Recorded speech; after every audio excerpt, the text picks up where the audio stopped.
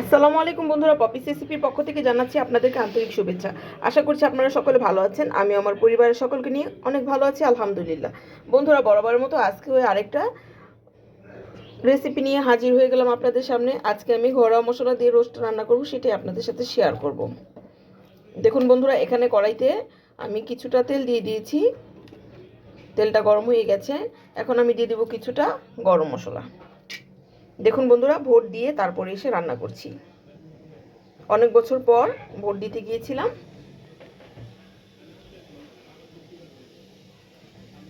এখানে বন্ধুরা আমি পেঁয়াজ ব্লেন্ড করে নিয়েছি। পেঁয়াজ ব্লেন্ডটা দিয়ে দেব।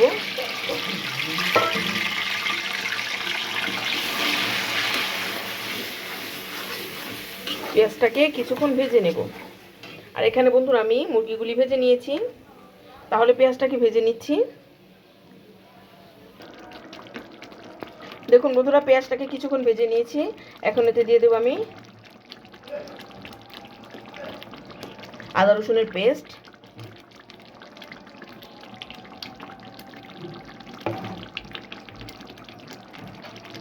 এখানে আমি 3 চামচ আদা রসুনের পেস্ট দিলাম। আর দিয়ে দেবো একটা বাটা মশলা। বন্ধুরা, বাটা মশলার মধ্যে আছে জয়ফল, জয়ত্রী, পোস্তদানা, বাদাম, আর দিয়ে দিয়েছি বন্ধুরা কিছুটা জিরা।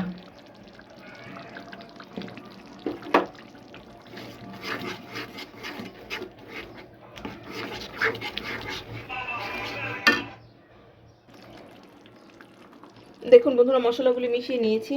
আর এতে দিয়ে দেবো বন্ধুরা আমি শুধু 1 চামচ মরিচের গুঁড়া। বন্ধুরা, রোস্ট একটু সাদা সাদা থাকে।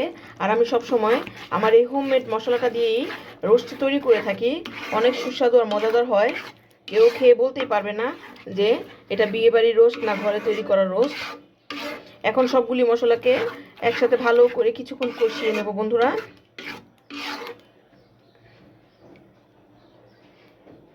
ফিরে আসছি কিছুক্ষণ পর মশলাগুলি ভালো করে কষিয়ে। দেখুন বন্ধুরা, মশলাটা কিন্তু খুব ভালো করে কষিয়ে নিয়েছি। এই পর্যায়ে দিয়ে দেবো কিছুটা লবণ।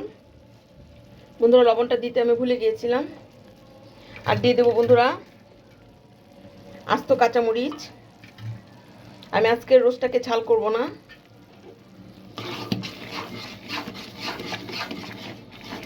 দেখুন মশলাটা কিন্তু তেল ছেড়ে দিয়েছে।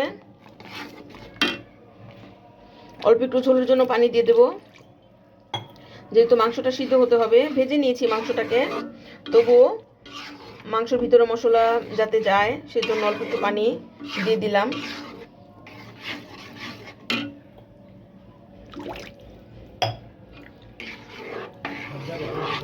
দেখুন বন্ধুরা, এখন আমি ভাজা যে মুরগিগুলি আছে মুরগিগুলি দিয়ে দেব। একে একে সবগুলি মুরগি দিয়ে দেব। এখানে অনেকগুলি মুরগি আছে বন্ধুরা।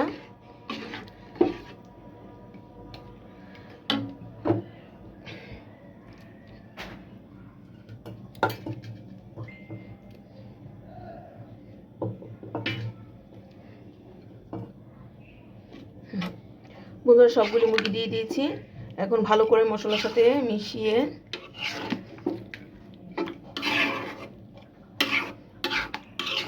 ঢাকনা দিয়ে ঢেকে রোস্টটাকে রান্না করতে হবে বন্ধুরা, যাতে মুরগিটাও সিদ্ধ হয়ে যায়।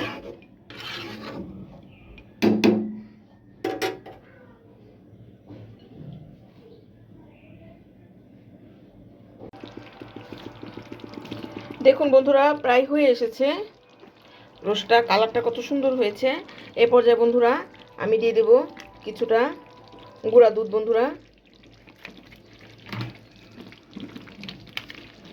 গুঁড়ার দুধটা অবশ্যই দেওয়ার চেষ্টা করবেন, তাহলে দেখবেন রোস্টে একটা আলাদা ফ্লেভার আসে।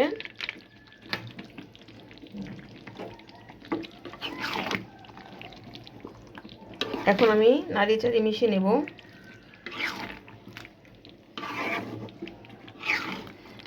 বন্ধুরা, আর কিছুক্ষণ রান্না করে নেব, একটু শুকিয়ে নেব। দেখুন দেখতে কতটা লোভনীয় হয়েছে।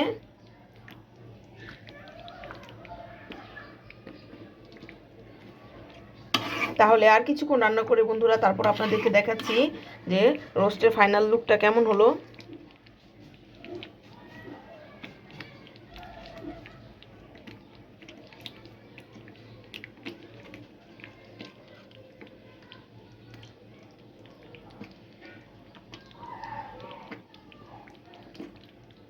ফিরে আসছি কিছুক্ষণ পর। দেখুন বন্ধুরা, রোস্টটা কিন্তু রান্না হয়ে গেছে। দেখে নিশ্চয়ই বুঝতে পারছেন কতটা লোভনীয় হয়েছে আর কতটা সুস্বাদু হয়েছে বন্ধুরা। দেখুন, এখন বন্ধুরা রান্নার শেষ পর্যায়ে আমি উপর থেকে দিয়ে দেব কিছুটা পেঁয়াজের বেরেস্তা।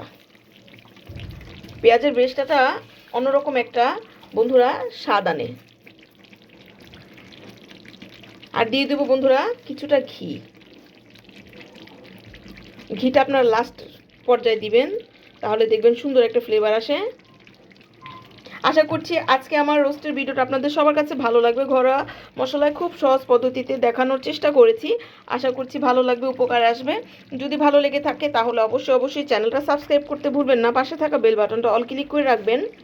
আর নতুন বন্ধু যারা, তারা অবশ্যই চ্যানেলটা সাবস্ক্রাইব করে দিবেন। পাশে থাকা বেল বাটনটা অল ক্লিক করে দিবেন, যাতে আমি নতুন কোনো রেসিপি ছাড়ার সাথে সাথেই আপনাদের কাছে পৌঁছে যায়। আর আজকে ভোটাভুটির দিন বন্ধুরা, যারা যারা ঘরে বসে আছেন এখনও ভোট কেন্দ্রে যান নাই, অবশ্যই ভোট দিতে যান। যেহেতু আমরা আমাদের স্বাধীনতা ফিরে পেয়েছি, বাক স্বাধীনতা ফিরে পেয়েছি, তাহলে কেন না বন্ধুরা যার ভোট যে দিবেন, যাকে খুশি তাকে দিবেন, এতে কোনো বাধা বিপত্তি নেই। সবাই যান ভোট কেন্দ্রে, গিয়ে ভোট দিয়ে আসুন। যার যার পছন্দের প্রার্থীকে ভোট দিয়ে দেন। আজ তাহলে এখানে শেষ করব। সবাই ভালো থাকবেন, সুস্থ থাকবেন, সবাই পপিস রেসিপির সাথে থাকবেন। আসসালামু আলাইকুম।